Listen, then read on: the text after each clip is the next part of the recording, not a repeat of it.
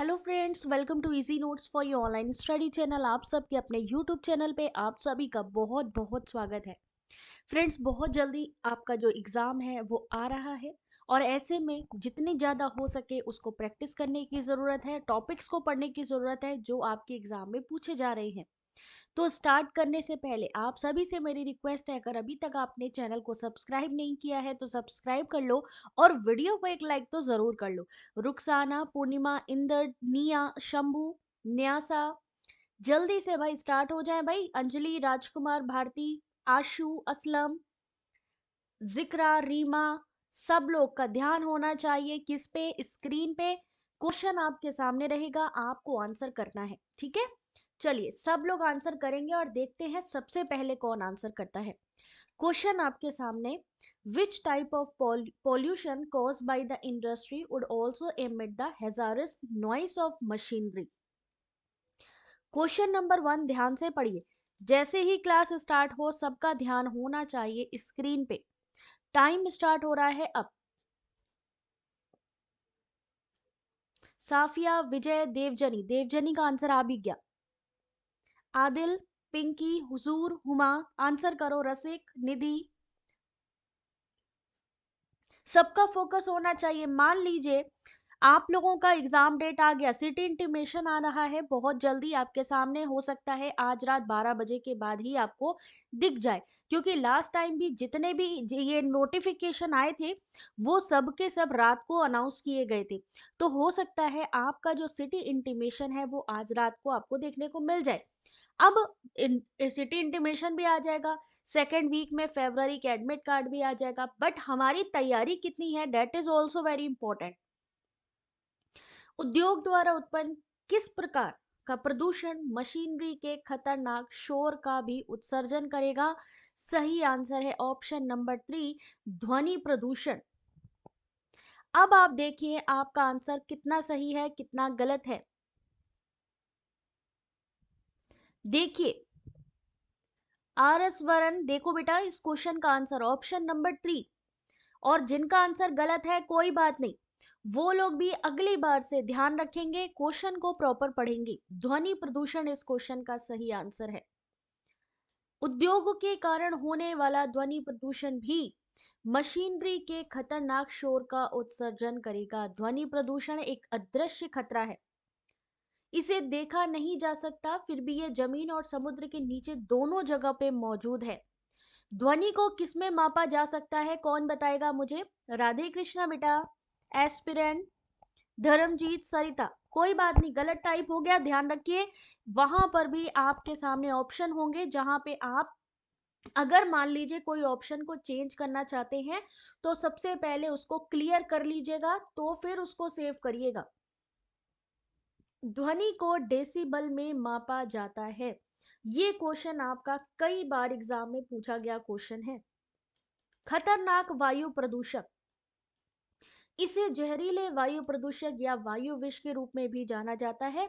ये ऐसे प्रदूषक हैं जो कैंसर या अन्य गंभीर स्वास्थ्य प्रभाव पर भी प्रभाव डालते हैं। जल प्रदूषण, जल निकायों का संदूषण, जिसमें मेनली अगर हम बात करें झीलें, नदियां, महासागर, जलभृत, जलाशय, भूजल, ये सब शामिल होते हैं। वायु प्रदूषण, आप जानते हो वायु प्रदूषण क्या है? आपके आसपास आप देख सकते हो धूल, धुआं, मिट्टी, ये भी एक तरीके का प्रदूषण ही है, ठीक है। तो पोल्यूशन से आज के इन्वायरमेंट के क्वेश्चन, क्यों मैंने इन्वायरमेंट का ये पोर्शन स्टार्ट किया है, क्योंकि हम लोग सबसे कम इन्वायरमेंट को ही पढ़ते हैं, जिसको हमें ज्यादा पढ़ने की जरूरत है उसी को हम कम पढ़ते हैं। सो हम लोग कंप्लीट करेंगे इन्वायरमेंट को भी, बाकी चीजें भी कवर होती जाएंगी, ठीक है। बट इसको पढ़ लीजिएगा आप लोग जल्दी से, इंग्लिश हिंदी में आप लोगों को ये पीडीएफ मिलेगी, आराम से पढ़ना। चलो नेक्स्ट क्वेश्चन ध्यान से देखिए। Sound pollution arise when sound wave exceed, ध्वनि तरंग से अधिक होने पर ध्वनि प्रदूषण उत्पन्न होता है। यानी अगर हम बात करें, हाँ वर्ल्ड कैंसर डे है आज, यस बिल्कुल ठीक कहा। हर हर महादेवानंद, इंद्र, रोहित, आंसर करो बेटा। रसिक, डेसिबल बिल्कुल ठीक है। ममता, आंसर क्या होगा? नगमा। अब आपके सामने एक क्वेश्चन है कि अगर हम मान लेते हैं यहाँ पे कि ध्वनि तरंग यानी कितनी डेसिबल से ज्यादा होने पर ध्वनि प्रदूषण होता है, कितना नॉर्मल है और कितने पे होता है, ये क्वेश्चन हर बार एग्जाम में पूछा जाता है, याद रखिएगा।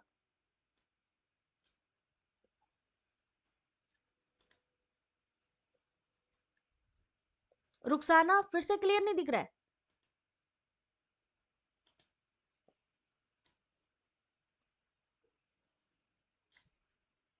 देखो इस क्वेश्चन का सही आंसर कितने लोगों ने दिया है। ऑप्शन नंबर 2, 30 से 40 डेसिबल। 30 से 40। नीता बिल्कुल ठीक है, शंभू बिल्कुल ठीक आंसर, श्याम का आंसर बिल्कुल ठीक है। ऑप्शन नंबर बी क्षमा बिल्कुल करेक्ट आंसर है आपका। ऑप्शन नंबर बी 3 से 40 डेसिमल जो है, अगर इससे ज्यादा शोर होता है तो माना जाता है कि ध्वनि प्रदूषण हो रहा है। ध्वनि प्रदूषण सभी ध्वनियों पर लागू नहीं होता है। विश्व स्वास्थ्य संगठन द्वारा ध्वनि प्रदूषण को 65 डेसिमल से अधिक शोर के रूप में परिभाषित किया गया। अधिक विशेष रूप से शोर 120 डेसिबल से अधिक अप्रिय और 75 डीबी से ऊपर खतरनाक होता है।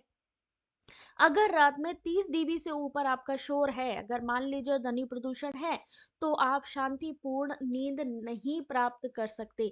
तो याद रखिए, सिर्फ यही एक कैटेगरी नहीं है, और भी कैटेगरीज है। कितनी आपको दिन में होना चाहिए, कितना डेसिमल रात को होना चाहिए, ये सब चीजें ध्यान रखनी है। दिन में शोर का स्तर 65 डीबी से नीचे रखा जाना चाहिए। ध्वनि प्रदूषण, साउंड पॉल्यूशन, इससे कंटिन्यू क्वेश्चन आता है। ये वाला क्वेश्चन अभी रिसेंटली पूछा गया था एग्जाम में, 2021 के एग्जाम में। सॉल्व करने की कोशिश करिए। Identify the correct sequence of the following noise pollution indices in decreasing order of their magnitude in an urban area.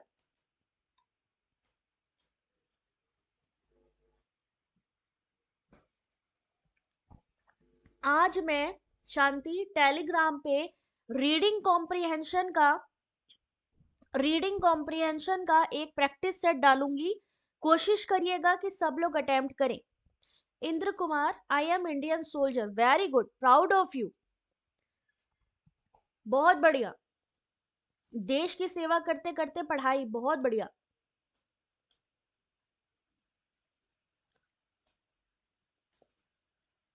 चलो अभी देखो इस क्वेश्चन को हिंदी में भी। एक नगरीय क्षेत्र में ध्वनि प्रदूषण सूचकों के सही क्रम को उनके परिमाण के घटते क्रम में बताइए। L10, L90, L1, या L1 ही लिखा है ना यहाँ पे भी, हाँ L1। ये क्या चीज है, इसके बारे में कोई पहले क्वेश्चन आप लोगों ने देखा हुआ है? और ये यूजीसी नेट के पेपर में आ चुका है ऑलरेडी। अस्सलाम वालेकुम तरन्नुम, आंसर करो बेटा। हिंदी में देखो, इंग्लिश में देखो। नगरीय क्षेत्र में आप लोग जनरली क्या पढ़ते हो? पॉल्यूशन का मतलब जैसे जो बच्चों को पढ़ा दिया गया वही हम लोग पढ़ते हैं। क्या पढ़ते हैं कि भैया ध्वनि प्रदूषण होता है, वायु प्रदूषण होता है, जल प्रदूषण होता है, मृदा प्रदूषण होता है।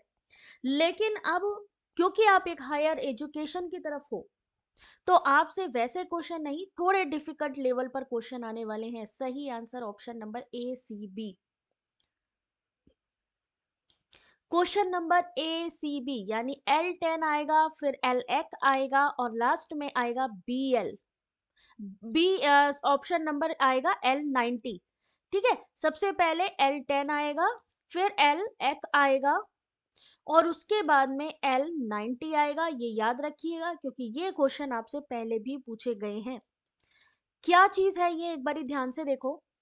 L10 माप अवधि T के समय के 10% से अधिक ध्वनि स्तर का एक सांख्यिकीय वर्णन करता है। इसे अल्पकालिक मापों का उपयोग करके प्राप्त किया जा सकता है। इसे अन्य L10 उपायों या अन्य विवरणों में सटीक रूप से जोड़ा या घटाया नहीं जा सकता। ये 3 dBA के बराबर होता है। LQ जोर से और शांत क्षणों के औसत से पल पल शोर में उतार चढ़ाव का हिसाब रखता है। इस निश्चित अवधि के दौरान समतुल्य निरंतर ध्वनि दबाव स्तर का प्रतिनिधित्व करता है। और लास्ट में आता है L90। इसमें 90% से अधिक ध्वनि स्तर का एक सांख्यिकीय वर्णन करता है। इसे स्रोत के बिना पृष्ठभूमि शोर का प्रतिनिधित्व करने के लिए माना जाता है। भिन्नता की डिग्री है L90। डिस्क्रिप्टर पर्याप्त रूप से शोर स्रोत का वर्णन कर सकता है। अरे वाह, मेरे को भी बोलना भाई, मेरी तरफ से भी उनको शुभकामनाएं देना अम्मी को, ठीक है? मेरी तरफ से भी उनको शुभकामनाएं देना बेटा। यहाँ पर आपको एक चीज ध्यान रखिए, ये मत सोचिएगा कि जो ऑलरेडी PYQ जो मैं पढ़ाती हूँ वो भी लेटेस्ट होते हैं, जो आप यहाँ MCQs या थ्योरी जो पढ़ते हैं वो भी लेटेस्ट पैटर्न पे होती है, ठीक है? इसलिए जो भी चीज आपके सामने हो, हिंदी में, इंग्लिश में, इन सबको मेरे साथ साथ आपको पढ़ना है। अर्बन एरियाज में डिसेंडिंग ऑर्डर जो है वो ये है।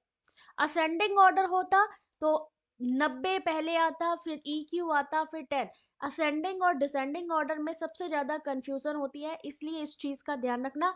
डिसेंडिंग में पूछा जाए तो पहले L10 EQ 90 होगा, ठीक है? अगला क्वेश्चन देखना जरा, question number 4। Noise level are reference to the human hearing threshold at a frequency of,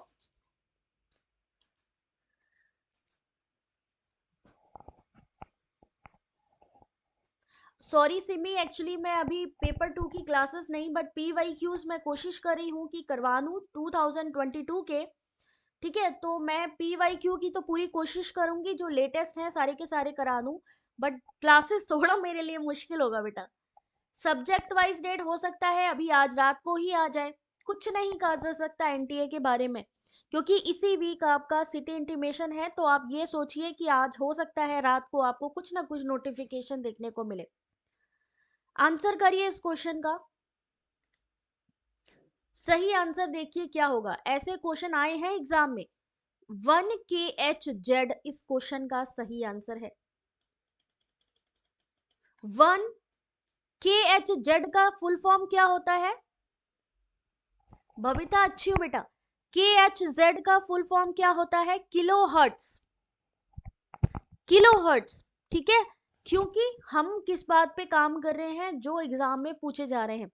इस समय जो आपका एग्जाम का पैटर्न है आपके UPSC के बराबर का हो चुका है, ठीक है? इसलिए ये जो इंपॉर्टेंट पॉइंट है यहाँ पर, आपको ये नहीं है कि आपने कुछ भी पढ़ा, आपको इंपॉर्टेंट पॉइंट्स भी बताए जा रहे हैं। हो सकता है स्टेटमेंट 1 स्टेटमेंट 2 में आपसे ये चीजें पूछी जाए। शरीर कम शोर के स्तर के अनुकूल भी हो सकता है। 40 डेसिबल का बाहरी शोर नींद में खलल डाल सकता है। मानव श्रवण दहलीज आवृत्ति निर्भर होती है। सबसे शांत ध्वनि एक सामान्य सुनवाई वाला युवा मानव 1000 हर्ट्ज पर अनुभव कर सकता है।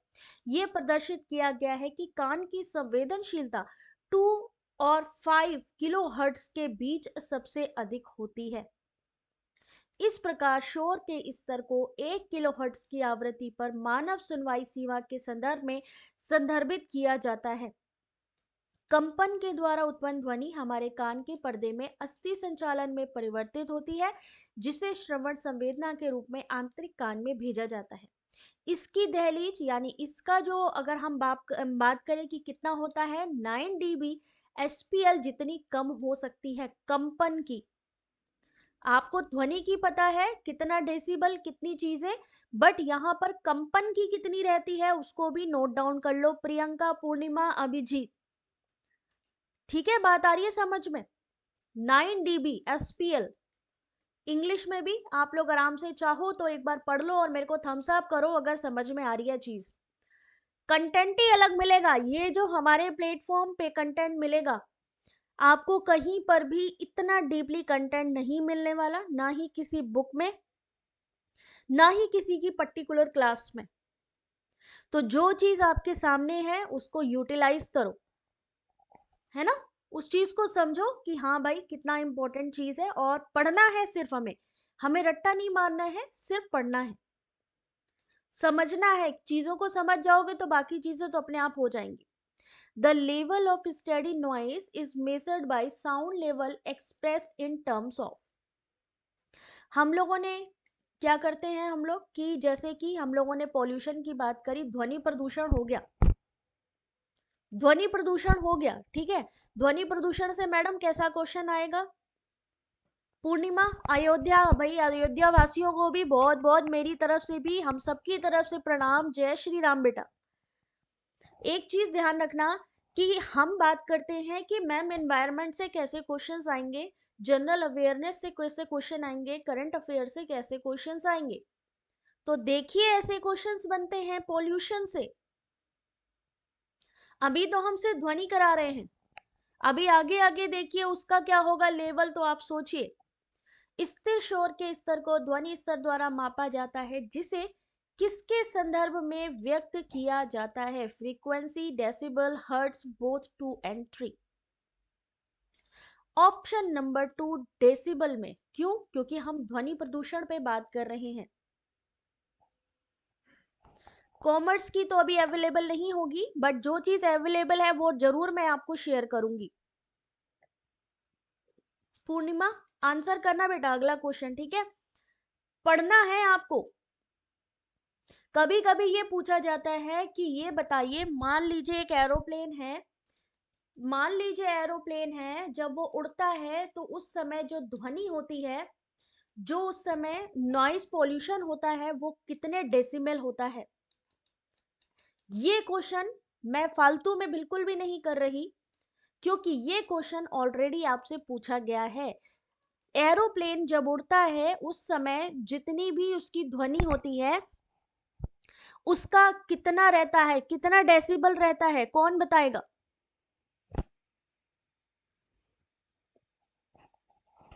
120 से अधिक। और कौन बताना चाहेगा? एरोप्लेन की ध्वनि जब वो फ्लाई करना स्टार्ट करता है उस समय जो शोर का प्रदूषण की बात अगर हम बात करें तो कितना होता है? 120 से 130 एरोप्लेन। अगर आप लोगों में से, अच्छा ये बताओ जरा, जेआरएफ चाहिए किसको किसको? अभी मैंने जो चीज पूछी मोस्टली आंसर नहीं आए। कितने लोगों के आंसर आए? जो सिंसियरली सुन रहे थे मेरे को उनके आंसर आए। जेआरएफ चाहिए तो यार मैंने आपको कई बार समझाया है कि मेहनत डबल पड़ेगी इस बार, क्योंकि टाइम भी कम है, कंटेंट भी बहुत सारा है, कंपटीशन भी बहुत सारा है। तो जो चीज मैं, कितने लोग सिंसियर हो तो अभी पता लग जाएगा। जरा वो लोग हाथ अपने उठाओ जो कॉपी पेंसिल लेकर बैठे हो और मेरी बातों को नोट डाउन कर रहे हो कि मैम ने अगर एरोप्लेन के बारे में पूछा है तो और भी कई चीजें इंपॉर्टेंट हो सकती हैं। कितने लोग कॉपी पेंसिल लेके बैठते हैं?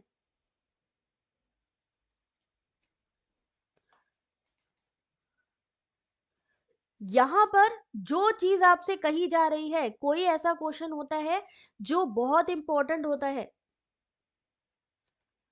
डेसिबल के बारे में मान लीजिए स्टेटमेंट 1 आपके सामने आया, स्टेटमेंट 2 आया। पहला स्टेटमेंट दिया, डेसिबल दो भौतिक मात्राओं के बीच अनुपात को व्यक्त करने के लिए एक इकाई है जो कि आमतौर पर ध्वनि या विद्युत शक्ति की मात्रा या ध्वनियों की सापेक्ष प्रबलता को मापने के लिए यूज की जाती है। डीबी का फुल फॉर्म नहीं पूछा उन्होंने, उन्होंने उसके बारे में पूछा कि डीबी एक्चुअली में क्या है। दूसरा स्टेटमेंट कि 1 डेसिबल शक्ति अनुपात के सामान्य लघुगणक के 10 गुना के बराबर है। यह दूसरा स्टेटमेंट दिया कि इसे दो तरीकों से मापा जा सकता है, एक है आवृत्ति और एक है आयाम। आवृत्ति हर्ट्ज में रिपोर्ट की जाती है, 1 सेकेंड में ध्वनि कंपन की संख्या को मापती है। अब होगा क्या कि अगर हमें डेसिबल के बारे में नहीं पता है तो क्या होगा, हम कुछ कर ही नहीं पाएंगे। कॉपी पेंसिल, एक चीज सोचो, हमसे बड़ा, मैंने आपको कई बार ये डायलॉग सुना होगा आपने मेरे मुंह से, हमसे बड़ा ईमानदार कोई नहीं है और हमसे ज्यादा बेईमान कोई नहीं। हम अपने आप से अगर झूठ बोल रहे हैं, किसका नुकसान है? हमारा नुकसान है ना। हमें तैयारी करनी है, टाइम कम है, क्या पता कौन सा इंपॉर्टेंट पॉइंट मैम बता दें, कौन सी इंपॉर्टेंट चीज जो मुझे अचानक से क्लिक कर जाए। जब मैं आप लोगों का कंटेंट बनाती हूँ उस समय सिर्फ ये सोचती हूँ कि और क्या बेटर हो सकता है, और आप ट्रस्ट नहीं करोगे, और उसके बावजूद भी मैं आज भी अपने साथ में एक्स्ट्रा कॉपी पेन लेकर रखती हूँ कि ऐसा तो नहीं है कि कोई पॉइंट मैं पढ़ रही हूँ जो मुझे उसमें डालना चाहिए कंटेंट में और मैं नहीं डाल पाई, तो मैं उसको अगले कंटेंट में जरूर डालती हूँ। यही चीज अगर आप अपने साथ अपने लिए अलाउड कर लेंगे कि नहीं जी मेरे को तो यार कुछ एक्स्ट्रा करना है, तो कोई आपको बीट नहीं कर सकता। Noise pollution is created if sound is in excess to, कितने से अधिक ध्वनि होने पर ध्वनि प्रदूषण होता है?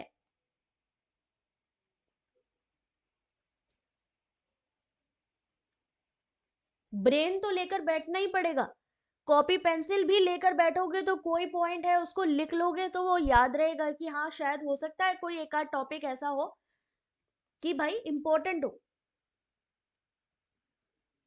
Noise pollution is created if sound is in excess to,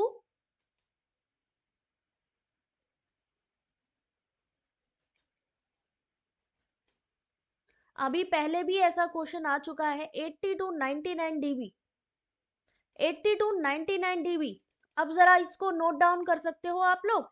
अगर सोचो मैं पीडीएफ दे देती हूँ अभी तो चलो कोई बात नहीं, बट कई ऐसी क्लासेस आप लोग अटेंड करते होंगे हमारे प्लेटफॉर्म से अदर, जहां पर आपको पीडीएफ नहीं मिलती। तो अगर ये कॉपी पेंसिल वाला आप अपने पास रखो दिमाग में या आप स्क्रीनशॉट लेते चलो, तो आपको कंटेंट की कमी कभी नहीं होगी। ये क्वेश्चन यहां से क्वेश्चन हमेशा बनता है, that is very very important. ध्वनि प्रदूषण नियंत्रण विनिमय अधिनियम कौन सा है? 2000। उसके अनुसार ध्वनि प्रदूषण का ग्रेड है कि औद्योगिक यानी इंडस्ट्रियल क्षेत्र में 70 से 75 डीबी से ज्यादा नहीं होनी चाहिए नॉइस पोल्यूशन। वाणिज्यिक यानी कॉमर्शियल प्लेसेस में 55 से 65 से ज्यादा नहीं होनी चाहिए। आवासीय यानी रेसिडेंशियल क्षेत्र में 45 से 55 डीबी से ज्यादा नहीं होना चाहिए। साइलेंस जोन 40 से 50 डीबी। अब अगर मैं आपसे पूछ दूं इस साइलेंस जोन का क्या मतलब है, तो कौन बताएगा मुझे? याशिका, करंट अफेयर बेटा कहीं से भी आ सकता है, जनरली अभी जो बजट है उसको पढ़ लो, इन्वायरमेंट से रिलेटेड चीजों को पढ़ लो, इस समय जितने भी आपके रिसर्च से रिलेटेड जो नए इनिशिएटिव आए हैं उनको उठा के पढ़ लो। और उससे भी अच्छा तरीका मैं बताऊं तो ट्विटर पे जाओ, ट्विटर पे जो आपके जो मम्मी दिला जगदीश कुमार जी हैं यूजीसी के चेयरमैन, उनकी पोस्ट को पढ़ना स्टार्ट कर दो कि वो किस किस टॉपिक पे चीजों को डिस्कस करते हैं। जिस चीजों को, जिस एजुकेशनल चीजों को वो डिस्कस करते हैं उसको इमेज भी ट्विटर पे वो शेयर करते हैं, ठीक है? तो उसको फॉलो करना शुरू कर दो। साइलेंस जोन बिना साउंड के तो अमित मुझे भी पता है बेटा, लेकिन मेरे को ये पूछना है कि साइलेंस जोन कैसे हो गया? साइलेंस जोन जैसे कि आप हॉस्पिटल के अगर आसपास हो या नियर हो, तो क्या आपको वहां पे एक जो है एक चिट नहीं मिलती है कि भाई देखिए यहाँ शोर शराबा मत करिए? हॉस्पिटल हो गया, स्कूल हो गया, या ऐसी कोई जगह हो गई जहां पे कहते लाइब्रेरी हो गई, है ना? लाइब्रेरी हो गई कि नहीं भाई जहां पे आप साइलेंस में मतलब ज्यादा शोर मत करिए, हॉस्पिटल हो गया, लाइब्रेरी हो गई,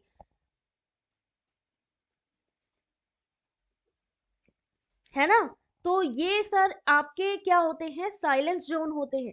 इंडोर सीमा कितनी है, कितनी होगी? 30 डीबी, WHO के अनुसार। इसको आप लोगों ने पढ़ना है, रट लेना है क्योंकि ये आएगा। लंबे समय तक संपर्क में रहने पर 75 डीबी से अधिक शोर सुनने की क्षति का कारण बन सकता है। 120 डीबी से ऊपर का शोर मानव शरीर में जैव रासायनिक परिवर्तन का कारण बन सकता है। तो इसीलिए कहते हैं कि भैया जो अपना हेडफोन है उसको लगा के ज्यादा देर तक अपने गाने या चीजों को नहीं सुनना चाहिए। नोट डाउन करिए, स्टेटमेंट वन कोडिंग वाले क्वेश्चंस आपके यहां से बनेंगे।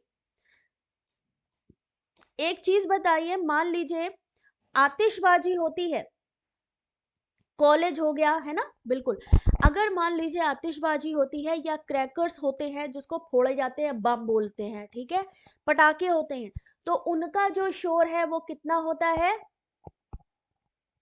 एस्पिरेंट बताएंगे अभी मेरे को कि पटाखों का शोर कितना होता है। कोई बात नहीं शिल्पा बेटा, जितना आप देख सकते हो देखो, अदरवाइज बाद में रिकॉर्डेड देख लेना, ठीक है? सना, विप्रो, आंसर करो जरा। स्क्रीन पे आपके सामने ही है सारी चीजें। और एक चीज मैं बता दूं, इस भ्रम में बिल्कुल मत रहना। 21 तारीख से एग्जाम स्टार्ट हो रहे हैं आपके, ये कंफर्म है। आज रात को भी आपका सिटी इंटीमेशन आ सकता है, कल भी आ सकता है। तो ये बिल्कुल मत सोचना कि आपका जो एग्जाम है वो डिले होने वाला है। और जो अभी फरवरी मार्च का एग्जाम देंगे और जो ये सोच रहे हैं कि हम तो जून में एग्जाम देंगे, हमारे पास बहुत टाइम है, तो माय डियर फ्रेंड, जून तक भी आपके पास बिल्कुल समय नहीं है, क्योंकि कंटेंट बहुत सारा है, चाहे वो पेपर 1 हो चाहे वो पेपर 2 हो। 125 डीबी बिल्कुल सही आंसर है आपका। ये भी एग्जाम में आता है, जैसे अभी मैंने आपको एरोप्लेन के बारे में पूछा था। धाराएं अधिनियम उसको पढ़ लीजिए एक बार। 20 से 20,000 हर्ट्ज के बीच आवृत्ति रेंज मानव कान के लिए एक श्रव्य रेंज होती है। यूरोपीय आयोग की 2015 की रिपोर्ट के अनुसार 1.3 अरब लोग शोर के संपर्क में आने के कारण सुनने की अक्षमता से पीड़ित हो जाते हैं। ठीक है, अगला क्वेश्चन देखते हैं कौन सॉल्व करेगा। जो बताया है उसी से पूछेंगे। Day time noise standard prescribe for residential areas in India is. अब जो लोग बातें कर रहे थे उनको इस क्वेश्चन का आंसर नहीं आएगा, लेकिन जो लोग ध्यान से क्वेश्चन को पढ़ रहे थे, पीडीएफ को पढ़ रहे थे, वो 100% इसका आंसर कर लेंगे। मुबारक बेटा, इसी वीडियो के डिस्क्रिप्शन पे देखेंगे तो एक लिंक अवेलेबल है आपके बैचेस की, यानी कि क्लासेस की। उन पे आप क्लिक करोगे तो डायरेक्टली ये पीडीएफ आप डाउनलोड कर सकते हो। और अगर कोई प्रॉब्लम होती है तो आप टेलीग्राम पर भी हमसे कांटेक्ट कर सकते हो और कमेंट करके भी बता सकते हो, तो मैं लिंक शेयर कर दूंगी। कितने लोग सो रहे थे अभी? भारत में आवासीय क्षेत्रों के लिए निर्धारित दिन के समय ध्वनि मानक कितना है? भाई लाइक बढ़ाओ तब तो आंसर बताएं हम इसका। लाइक नहीं करते हो यार तुम लोग, मतलब सोचो, कहना पड़ता है। बिना कहे तुम लोगों को खुद से कहना चाहिए कि मैम आज तो आप कहना ही नहीं कि लाइक कर दो, वीडियो को शेयर कर दो, आज तो मैम आप कहो ही ना। भारत में आवासीय क्षेत्रों के लिए निर्धारित कितनी है? Option number 3, 55 dB.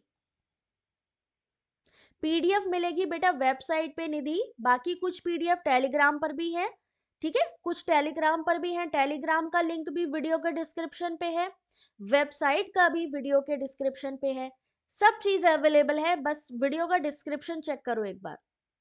केंद्रीय प्रदूषण नियंत्रण बोर्ड, कभी कभी सीपीसीबी का फुल फॉर्म पूछा जाता है, ने ध्वनि प्रदूषण नियम 2000 के तहत ध्वनि प्रदूषण को प्रतिबंधित करने वाले मानदंडों का उल्लंघन करने वाले के लिए 1,000 से 1 लाख रुपए के बीच जुर्माने का नया सेट प्रस्तावित किया है। स्टेटमेंट 1, इज इट ट्रू और not? Yes it is true. ठीक है, निरंतर तेज निर्माण गतिविधि, समारोह, जुलूसों में लाउड स्पीकर, विषम समय में हॉर्न बजाना, ध्वनि प्रदूषण के लिए सभी योगदानकर्ता कानून के तहत उल्लंघन करने वालों की जेब में छेद कर सकते हैं। ये जो जुर्माना लगाया गया है, स्टेटमेंट 2 सही है कि नहीं? बिल्कुल सही है। तो स्टेटमेंट का आंसर कैसे दे सकते हो? ऐसे ही दे सकते हो। सीपीसीबी के अनुसार औद्योगिक क्षेत्र में अनुमेय सीमा दिन के समय 75, रात में 70। सही है कि गलत? आप कहते हो स्टेटमेंट वाले क्वेश्चन मैम कैसे सॉल्व करें, ऐसे ही तो आते हैं। ये पूरा कंटेंट आपका क्या क्या सॉल्व करेगा? आपका मैचिंग सॉल्व करेगा, फुल फॉर्म्स यानी एब्रीवेशंस को सॉल्व करेगा, आपकी मैचिंग को, असर्शन रीजन को, स्टेटमेंट वाले क्वेश्चंस को, एवरीथिंग कवर करेगा ये पीडीएफ आपका। वाणिज्यिक क्षेत्रों में 65, 55, जबकि आवासीय क्षेत्रों में दिन का पूछ लिया जाता है। दिन का कि रेसिडेंशियल एरिया में दिन का कितना होना चाहिए 55 और रात का कितना होना चाहिए 45। यहां पर क्वेश्चन यही पूछा था कि रेसिडेंशियल के लिए दिन का कितना होना चाहिए 55। तो दिन और रात का दोनों का अलग अलग याद रखना है, एक जैसा नहीं कर देना है, क्योंकि वहीं गड़बड़ हो जाती है। Noise pollution is measured in, अभी देखो यहां पर भी कुछ महान हस्ती गलत कर देंगे, इतना समझाने के बाद भी गलत कर देंगे। सना गुड इवनिंग बेटा। अच्छा, कितने टाइम तक की लाउड स्पीकर या हम कहे रात को पार्टी अलाउड करी गई है? Thank you Satvati. अभी देखते हैं कौन गलत करता है, मेरी वो नजर में बचेगा नहीं।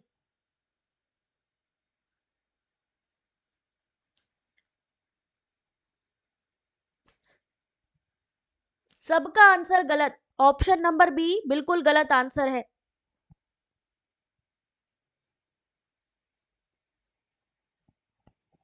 12 बजे तक डेसिबल क्यों होगा भाई? इस क्वेश्चन का सही आंसर जूल नहीं होगा। लता, क्या आंसर होगा? ध्वनि प्रदूषण की, ध्वनि को थोड़ी ना मापना है, हमने ध्वनि प्रदूषण को मापना है।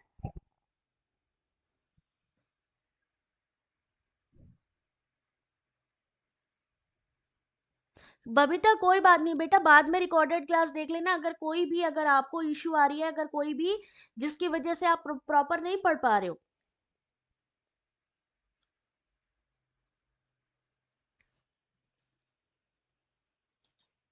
जल्दी से बताओ इस क्वेश्चन का सही आंसर।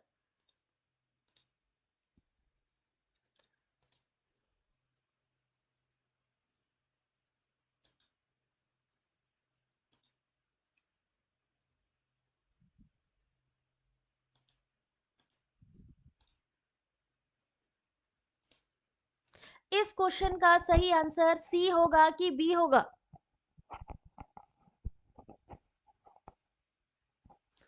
बिल्कुल सही है ऑप्शन नंबर बी। लेकिन मैंने सी क्यों कहा? यहां पर कुछ लोग अपने कॉन्फिडेंस में नहीं रहे और उन्होंने क्या किया, तुरंत ही अपना ऑप्शन बदल दिया। यही चीज एनटीए करता है आपके साथ में। अरे यार, कौन है ये?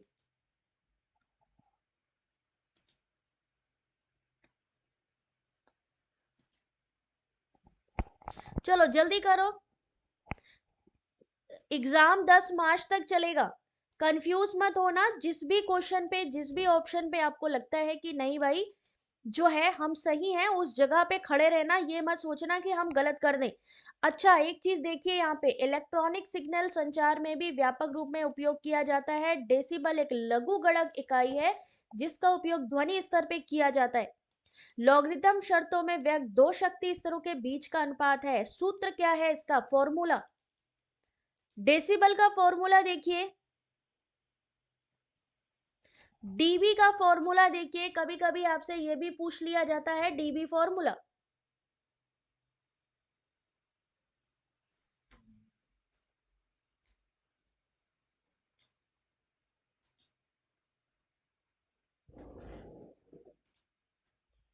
अब देखिए, इस क्वेश्चन को आगे बढ़ के सॉल्व करते हैं।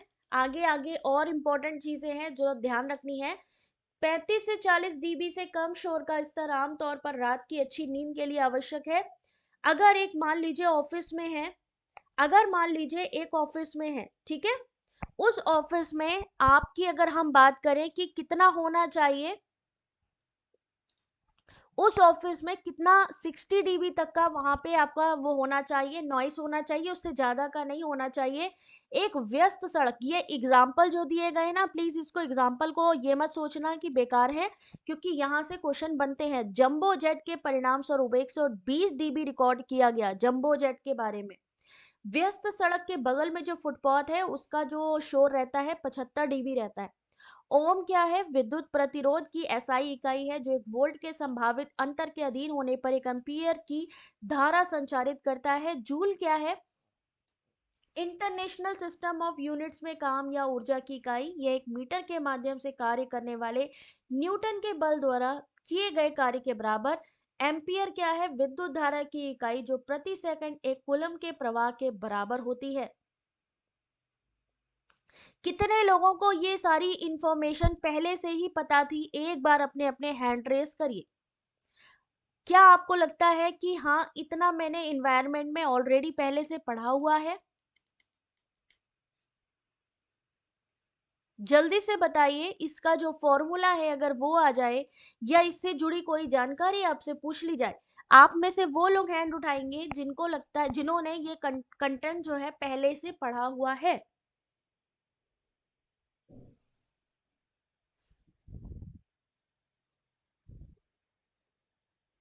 Good evening Manisha.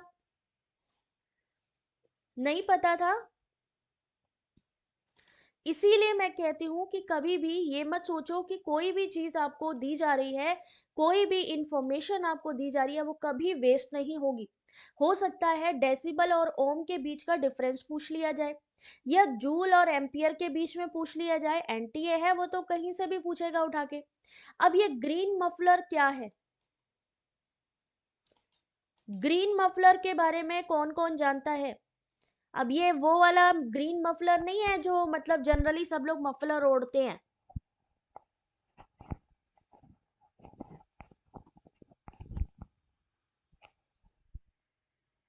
Zulekha answer करो बेटा।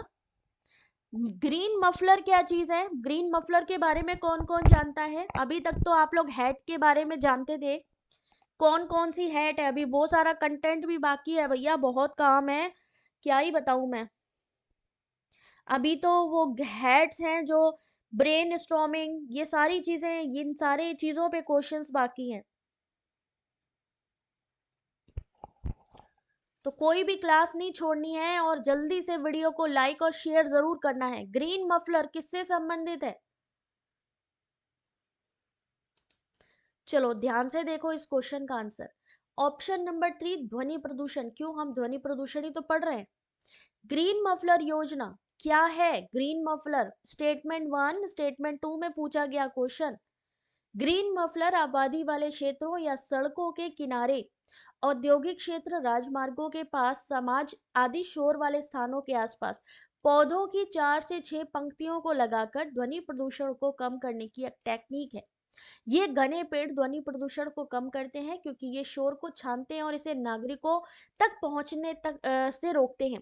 आंतरिक दहन इंजन के निकास द्वारा उत्सर्जित शोर की मात्रा को कम करने के लिए भी ये उपकरण है।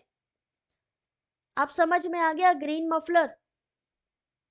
एग्जाम में आएगा तो भूलना मत इसको। इस योजना के तहत ध्वनि प्रदूषण को कम करने के लिए अशोक और नीम के पौधे घर या रिहायशी इलाकों में भी लगाए जाते हैं। पेड़ों को शोर बफर्स के रूप में जाना जाता है। किसको जाना जाता है शोर बफर्स के रूप में? पेड़ों को। ये ध्वनि प्रदूषण को नियंत्रित करते हैं, शोर अवरोधक होते हैं। अगर हम बात करें USDA national agro forestry centre के अनुसार पेड़ों और झाड़ियों का उचित रूप से डिजाइन किया गया बफर लगभग 10 डेसिबल से लगभग 50 तक शोर को कम कर सकता है। कौन? पेड़ पौधे। ठीक है ना? बहुत ही ध्यान से। ग्रीन मफलर स्कीम में कौन कौन सी चीजें आती हैं? नॉइस बफर किसे कहते हैं? क्वेश्चन नंबर 10 कौन देगा आंसर? क्वेश्चन नंबर 10 आपके सामने, आंसर करना शुरू करिए। इंग्लिश में पढ़ो, अभी हिंदी में भी मैं दिखा रही हूं। पता था इसके बारे में? Very good job. Krishna good evening बेटा।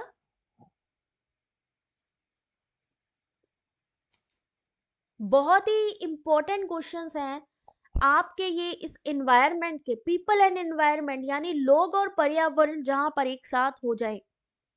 एक शहर में 8 वर्षों की अवधि में समतुल्य ध्वनि दबाव स्तर द्वारा दर्शाए गए शोर के स्तर को 80 डीबीए के रूप में रिपोर्ट किया गया। ए का क्या मतलब है?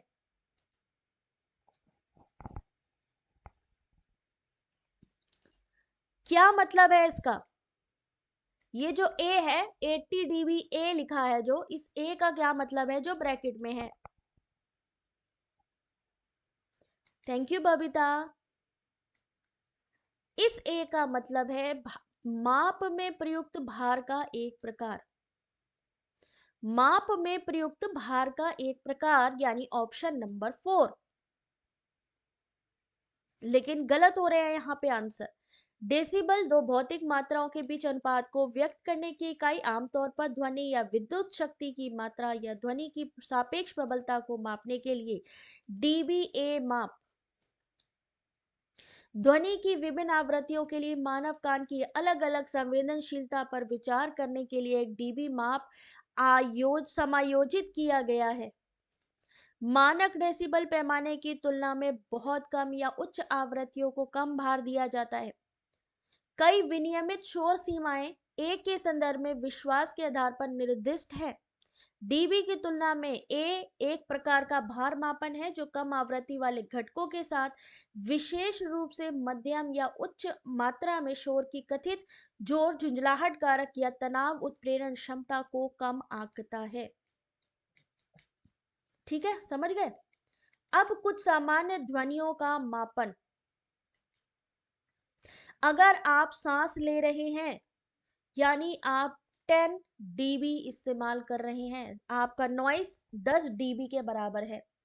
सामान्य बोलचाल अभी किसने पूछा था?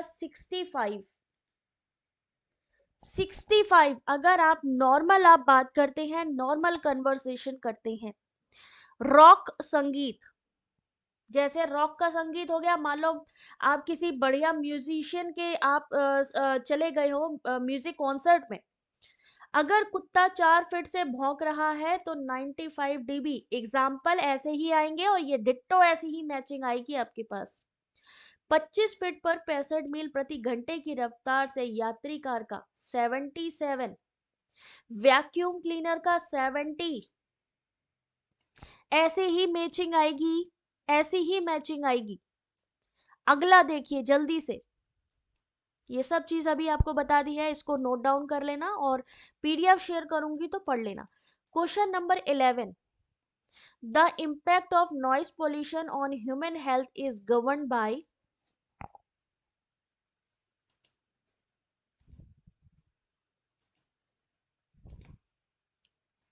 क्वेश्चन को पढ़िए। खर्राटों का आनंद सोने के बाद यानी खर्राटे हो गए। तुम बताओ ढूंढ के अपने में से, गूगल को सर्च करो, एंड्रॉयड है ना फोन, सबके पास एंड्रॉयड है। प्राची वीडियो का डिस्क्रिप्शन देखो बेटा, वीडियो के डिस्क्रिप्शन पे लिंक है ऑलरेडी, नहीं तो अभी मैं शेयर कर दूंगी, कोई टेंशन नहीं है। मानव स्वास्थ्य पर ध्वनि प्रदूषण का प्रभाव निम्न द्वारा नियंत्रित होता है। आपके पास टाइम है 30 सेकेंड, आंसर करिए।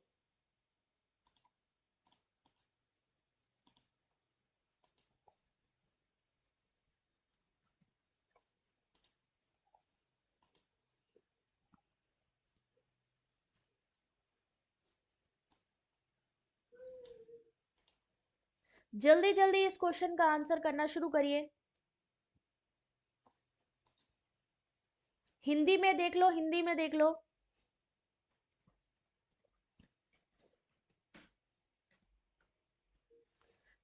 ये मैं पीडीएफ जहां पर अवेलेबल होगी उसकी लिंक शेयर कर रही हूं आपसे।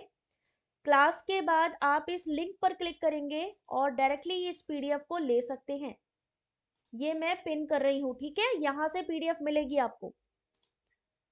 तो सही आंसर इस क्वेश्चन का क्या है? Option number 1, A B D और E. Option number 1 A B D और ई यानी शोर की तीव्रता, शोर की अवधि, मानव कान की संवेदनशीलता और शोर की आवृत्ति रेंज, जबकि व्यक्ति की सामाजिक आर्थिक स्थिति को आप क्या करेंगे? हटा देंगे यहां से, ये ऑप्शन ही गलत है। बाकी सारी चीजें इसमें इन्वॉल्व होंगी यानी ऑप्शन नंबर 1 होगा। ठीक है, चलो आगे देखते जाते हो, देखते जाओ इसमें क्या इंपॉर्टेंट हो सकता है।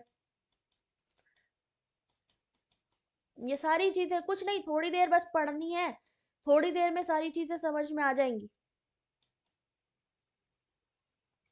अगला क्वेश्चन देखो जल्दी से, ये तो पढ़ लेना, ये सारी चीजें आपके पढ़ने के लिए हैं। चलो मान लो स्टेटमेंट वाला क्वेश्चन आ गया, जैसा कि अभी मैंने आपसे कहा था स्टेटमेंट वाला क्वेश्चन आ गया तो क्या करेंगे? आंसर करिए स्टेटमेंट 1, स्टेटमेंट 2।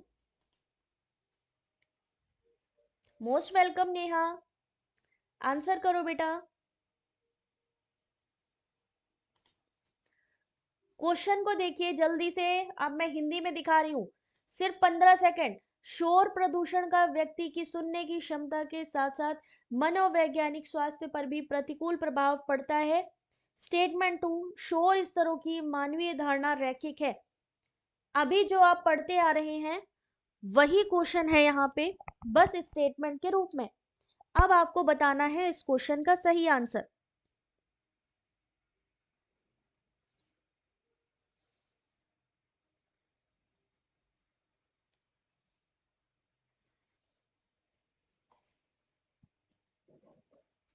चलिए देखिए इस क्वेश्चन का सही आंसर। ऑप्शन नंबर 3, कथन एक सत्य है लेकिन कथन जो दो है वो गलत है। पहला जो स्टेटमेंट है वो सही है। शोर प्रदूषण का सुनने की क्षमता के साथ साथ किसी व्यक्ति की मनोवैज्ञानिक भलाई पर प्रतिकूल प्रभाव डालता है, बिल्कुल सही। वयस्कों के लिए ये 140 और बच्चों के लिए 120 डीबी का ध्वनि प्रदूषण हानिकारक होता है। लेकिन उन्होंने कहा कि शोर के स्तर की मानवीय धारणा रैखिक है, तो ये गलत है, क्योंकि लाउडनेस ध्वनि आयाम के लिए व्यक्ति पर प्रतिक्रिया है, ध्वनि की ताकत का मानव का आकलन है। रैखिक रूप से ध्वनि दबाव स्तर या ध्वनि शक्ति स्तर से संबंधित ही नहीं है। समझ में आ रहा है क्या चीज है, स्टेटमेंट को कैसे सॉल्व करना है, उसके बारे में जब डिटेल आपको पता होगी तो ही आप सॉल्व कर पाओगे। क्वेश्चन नंबर 13, जल्दी जल्दी आंसर करना शुरू करिए। क्वेश्चन नंबर 13 को पढ़िए।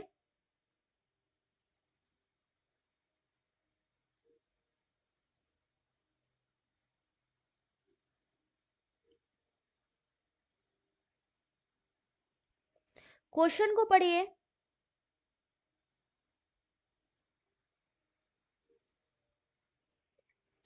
हिंदी में देखिए इस क्वेश्चन को। अत्यधिक ध्वनि प्रदूषण के संपर्क में आने से इनमें से क्या चीज हो सकती है। टाइम स्टार्ट हो रहा है अब। पाकिरा, एक बार आपने क्या करना है कि थोड़ा सा वीडियो की क्वालिटी इनहेंस कर लीजिए, प्रॉपर दिखेगा आपको।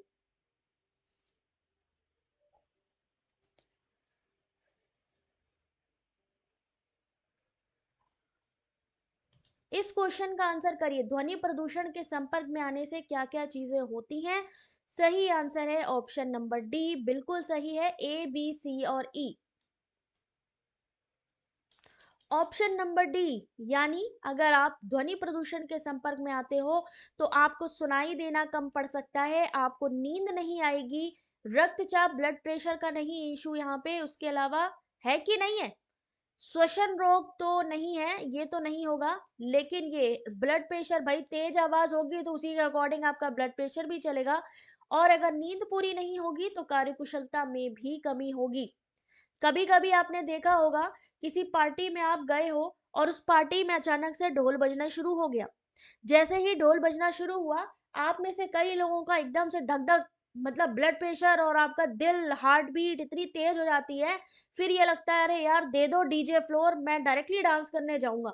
यानी इतना ज्यादा इफेक्ट करती है म्यूजिक साउंड आपके लाइफ में, इतनी ज्यादा अफेक्टेड है ये जो ध्वनि प्रदूषण है, कितना ज्यादा इफेक्ट पड़ता है। आपने कभी देखा होगा ढोल बज रहा है, पता चला जो लोग बाराती नहीं है वो भी नाचना शुरू हो जाते हैं, यही साउंड का इफेक्ट होता है ना। बहुत सारी चीजें इसकी इफेक्ट, बहुत तेज अगर ध्वनि होगी, बहुत तेज शोर होगा तो भी उससे हार्ट अटैक जैसी समस्या आने की भी संभावना रहती है। ब्लड प्रेशर हिलेगा तो भाई नेचुरल सी बात है, शरीर पे इफेक्ट डालेगा ही डालेगा। तो इसलिए जब भी आप कोशिश करिए, पहली बात तो ज्यादा हेडफोन का यूज मत करिए। पशुओं की स्वास्थ्य पर भी इसका असर पड़ता है, ना सिर्फ अगर हम बात करें इंसानों पे, पशुओं पे भी है। समझ आ रही है बात। अभी हम लोग बात करें अगर, कि हम लोग भाई इंटरनेट का यूज कर रहे हैं, ये देखो ये सारी चीजें हैं, इसको नोट डाउन कर लीजिएगा सब चीजों को, क्या क्या इफेक्ट पड़ता है। अच्छा, अभी हम लोग जो इंटरनेट का यूज कर रहे हैं, क्या इसका कोई बैड इफेक्ट है क्या। हेलो सुमन, अगर हम लोग इस समय इंटरनेट का यूज कर रहे हैं या हम वाईफाई का यूज कर रहे हैं, तो क्या हम, तब भी हमें कोई खतरा होगा क्या, वो भी हमारे शरीर पे कुछ इफेक्ट डालता है क्या, या टेलीकम्युनिकेशन की जो रेस हैं क्या वो हमारे जीवन पे असर डालती हैं। बिल्कुल डालती हैं, हमेशा डालती हैं। पहले क्या होता था आप देखते होगे, पहले मक्खियां बहुत दिखाई देती थी, पहले चिड़िया बहुत दिखाई देती थी। अफेक्ट देखिए इन सब चीजों का, अफेक्ट देखिए कि वो अब दिखनी कम हो गई है। कल भी होगी बेटा। आ रही है ना बात समझ में? आज लोगों में चिड़चिड़ापन बढ़ रहा है, किसकी वजह से? आपका फोन है, बिना वायर के आप यूज कर रहे हो, उसका मतलब टेक्नोलॉजी सोचिए क्या होगा। आप इस समय चारों तरफ तरंगों से घिरे बैठे हैं। अगर आप लैपटॉप चला रहे हैं, आप वाईफाई का यूज करें, आप मोबाइल चला रहे हैं, यानी आपके आसपास वेव्स हैं जो आपके दिमाग आपको दिख नहीं रही हैं। भाई आप फोन मोबाइल उठाए हो, आपको कोई वायर थोड़ी ना दिख रही है, लेकिन वो रेज इतनी हानिकारक हैं जो आपको जो है आंखों पर भी असर डाल रही है, आपके दिमाग पे भी असर डाल रही है, आपकी हेल्थ पर भी असर डाल रही है। इसीलिए कहते हैं कि आप रात के समय कोशिश करिए कि मोबाइल को अपने से दूर हटा के ही सोइए। जितना हो सके मोबाइल का कम यूज करिए। बहुत चीजें हैं, साइंस बिल्कुल सही, वरदान है तो अभिशाप भी है। ठीक है, अब मच्छर दिखाई देता है, लेकिन बात सही है, मच्छर भी ढीठ टाइप का मच्छर है, मुझे लग रहा है उसके ऊपर भी कोई असर हो गया है। 1 किलो हर्ट्ज इस क्वेश्चन का सही आंसर है, ऑप्शन नंबर 3। वो भी ढीठ वाला मच्छर है, छोटा मोटा मच्छर नहीं है, कुछ भी इस्तेमाल कर लो। वो एक पता नहीं कौन सी मूवी मैंने देखी थी, उसमें ऐसे ही था, इफेक्ट पड़ गया था उसका, जो आजकल रसायन वगैरह है तो मछलियों पे भी उसका असर आने लग गया था, तो एक्टिविटी। अभी एक डायनासोर पे भी जो लेटेस्ट मूवी आई थी उसमें भी तो यही चीजें थी, आंखें दुखने लगती हैं, यही चीजें तो हैं। जनरली देखो हर दूसरे आदमी को कोई ना कोई परेशानी है ही है। पहले होती थी क्या? कभी नहीं होती थी। जब से ये मोबाइल आया है दिमाग खराब कर दिया इसने तो। सुबह उठो, आप में से कितने लोग ऐसे हैं जो सुबह उठते ही क्या करते हैं कि भाई और कुछ देखो ना देखो, मोबाइल सबसे पहले देखना है। जैसा लगता है सबसे इंपॉर्टेंट मैसेज आप ही लोगों के लिए आया है। मैं खुद भी यही करती हूँ, दूसरों को क्या कहूँ। पहले मोबाइल का नंबर याद रखता रहता था, अब मोबाइल, मैं आपको बता तो रही हूँ, अगर आज की डेट में अगर कभी इमरजेंसी हो, अगर आपका फोन गिर जाए तो आपको किसी का नंबर डायल करना हो तो नंबर नहीं याद होगा। हम लोगों को मैथ इतनी वीक क्यों हो गई है? क्यों हम लोग मैथ में एक्सपर्ट नहीं रह गए हैं? उसका रीजन है कि कैलकुलेटर आ गया।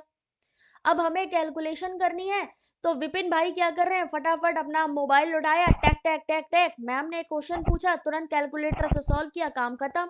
लेकिन होगा क्या जब एग्जाम देने बैठेंगे?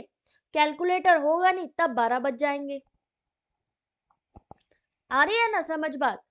चलो अब इधर देखो, 0 dBA शोर का उदाहरण, कोई ध्वनि बोधगम्य नहीं होती है, मानवीय प्रतिक्रिया सुनने की दहलीज। 20 dBA शोर का स्तर, फुसफुसाहट, फुसफुसाहट होनी, पेड़ों में हल्की हवा अगर चल रही है तो नगमा, अगर फुसफुसा रही है तो उसकी जो है 20 dBA होगी। कम आवाज में बातचीत, मानवीय प्रतिक्रिया, शांति की भावना, मान लो सुमन है, ठीक है, तो उस वो धीरे धीरे किसी से बात कर रही है तो 30 dBA। पुस्तकालय, रेफ्रिजरेटर, रात में एक शांत सड़क की जो वॉइस होगी 40 dBA के बराबर। मान लीजिए यहाँ पर अगर हम बात करें, कोई कपड़े धो रहा है, कौन, राधा मान लो कपड़े धो रही है, निधि कपड़े धो रही है, ठीक है, तो उनका जो है मध्यम बारिश, कपड़े धोने की मशीन, इन सब का जो शुरुआती अगर हम बात करें शोर होगा 50 dBA का होगा। देखो इस टॉपिक से अलग जो भी आपकी क्वेरी हो टेलीग्राम पे बेटा डायरेक्टली आप हमसे बात कर सकते हो, लेकिन वहां पर भी कुछ लोगों को मैंने देखा है कि जो टॉपिक पे डिस्कशन होना चाहिए उसके अलावा बहुत सारी चीजें आ जाती हैं। ये वाला तो आपको बता ही दिया था, इसका तो कोई मतलब ही नहीं है। ये वाला क्वेश्चन तो ऑलमोस्ट हो ही गया है, ठीक है। उच्च स्तर पर जागरण, उच्च स्तर पर सोने में कठिनाई, झुंझलाहट, ये सारी तो आपके ध्वनि प्रदूषण हो गया। आज अपन ध्वनि प्रदूषण कंप्लीट किया है, ठीक है। अब अपन कल करेंगे बाकी के प्रदूषण पे बात। अभी इस प्रदूषण ने तो मेरा दिमाग खराब कर दिया है, बड़ा ही यार वैसा टॉपिक है ये। पढ़ना है, सबने पढ़ना है, कौन कौन पढ़ेगा जरा एक बार हैंड अप करो अपने, जल्दी से हैंड रेस करो। इस पीडीएफ को कौन कौन चाहता है लेना? वीडियो के डिस्क्रिप्शन पे आपको वीडियो के डिस्क्रिप्शन पे लिंक मिलेगी, और यहाँ पर चैट सेक्शन पे ऊपर भी मैंने वीडियो की जो है यहाँ पर जो पीडीएफ है इसकी लिंक डाल दी है। ये पीवाईक्यू नहीं है, नए क्वेश्चन है बेटा। कल होगी क्लास, इसी पर क्लास होगी कल भी, ठीक है। आप लोगों को टेलीग्राम पर मैं अपडेट दे दूंगी, टेलीग्राम पे सब लोग जुड़ जाओ, ठीक है। अब आप लोग अच्छे से अपना ध्यान रखो, कल फिर मिलेंगे। जो भी अगर क्वेरी हो टेलीग्राम पे डिस्कस कर सकते हो, बाकी कमेंट करके पूछ सकते हो। जो लिंक नहीं मिल पा रही है वो भी हम आपको प्रोवाइड कर देंगे इसी पे ही। चलो, थैंक यू वेरी मच बेटा, God bless you, take care.